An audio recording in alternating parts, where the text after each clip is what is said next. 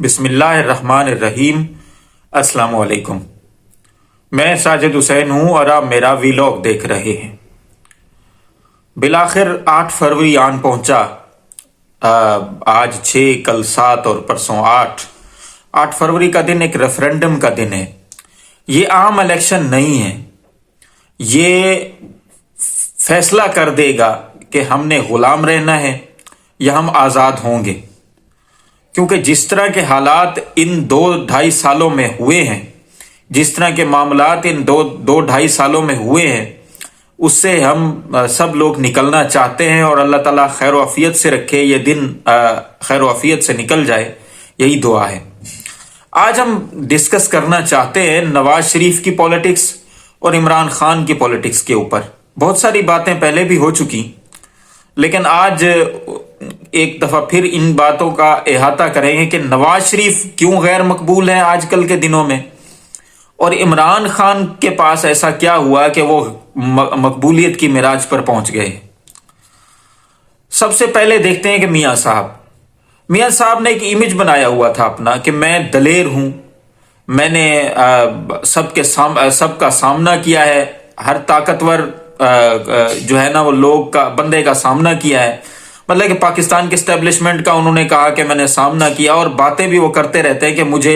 جس طرح کا انہوں نے 2017 میں پاناما کا فیصلہ آیا تو انہوں نے کہا کہ جی مجھے بیٹے سے تنخواہ نہ لینے کے معاملے میں نکال دیا گیا، اور مجھے کیوں نکالا کا اس نے بیانیہ شروع کیا میاں نواز شریف صاحب نے۔ ہوگی زیادتی میاں نواز شریف کے ساتھ ہوئی ہوگی، کیونکہ پاکستان کا کوئی بھی وزیر اعظم اپنی مدت تو پوری نہیں کر سکا، یہ تو حقیقت ہے۔ لیکن پہلی بات یہ دیکھیں کہ جو میاں نواز شریف صاحب یہ بات کرتے ہیں کہ مجھے جو ہے نا وہ مدت پوری نہیں کرنے دی گئی، میری حکومت کو الٹا دیا گیا، 3 بار یہ وزیر اعظم رہے۔ اگر آپ اس بات کی ہسٹری اٹھا کر دیکھیں کہ کس نے کس کی حکومت کو الٹایا، تو سازش کرنے والوں میں سب سے زیادہ نام نواز شریف کا آئے گا۔ 85 میں جنیجو حکومت بنی، نواز شریف اس کا وزیر اعلیٰ، پہلے وزیر خزانہ بنے، پھر وزیر اعلیٰ بنے، اور پھر سازش کی جنیجو حکومت کے خلاف۔ پھر اس کے بعد 88 میں بے نظیر کی حکومت بنی، پیپلز پارٹی کی، سازش کرنے والے نواز شریف تھے۔ 1990 میں حکومت ختم ہو گئی، پھر نواز شریف آئے، پھر اسی طرح باریاں لگتی رہیں، پھر وہ بھی ظاہر سی بات ہے نواز شریف نے سازش کی تھی تو بے نظیر کہاں رکتی تھی، اس نے بھی کوشش کی، چنانچہ 1993 میں حکومت ختم کر دی گئی، پھر 97 حکومت بے نظیر کی ختم کر دی گئی، پھر 99 میں نواز شریف صاحب کو مشرف صاحب نے گھر بھیج دیا، کام ان کے ایسے ہی تھے۔ پھر اس کے بعد 2008 میں بے نظیر کی شہادت کے بعد انہوں نے مکمکا کا سائن کیا ہوا تھا معاملہ، پہلے پیپلز پارٹی آئی 2013 تک، اس میں بھی نواز شریف صاحب آپ کو اگر یاد ہو تو 2011-12 کے اندر انہوں نے مینار پاکستان کے اندر کیمپ لگا لیا تھا کہ جی بجلی کی لوڈ شیڈنگ ہو رہی ہے، اور نواز شریف صاحب کالا کوٹ پہن کے دسمبر 2011 کے اندر سپریم کورٹ چلے گئے تھے، کس کے لیے؟ میمو گیٹ سکینڈل کے اوپر۔ 2013 میں نواز شریف کی حکومت آئی، 2016 میں پاناما نکل آیا،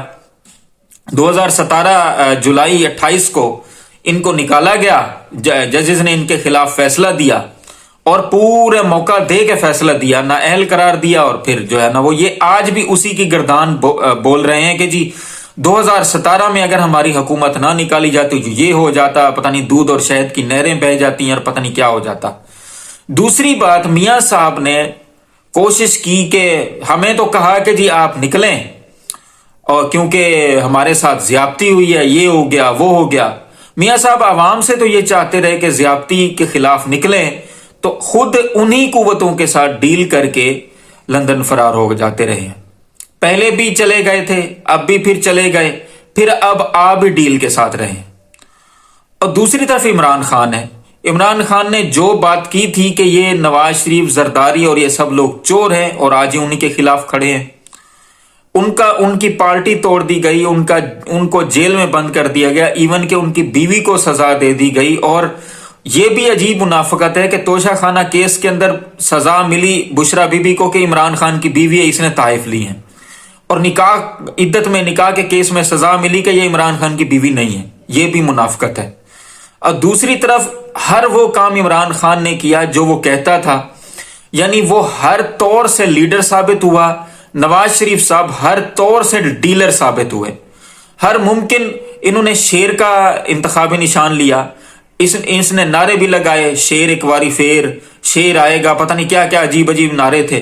اب میاں صاحب شیر کا انتخابی نشان تو انہوں نے رکھا لیکن وہ شیر بنے نہیں۔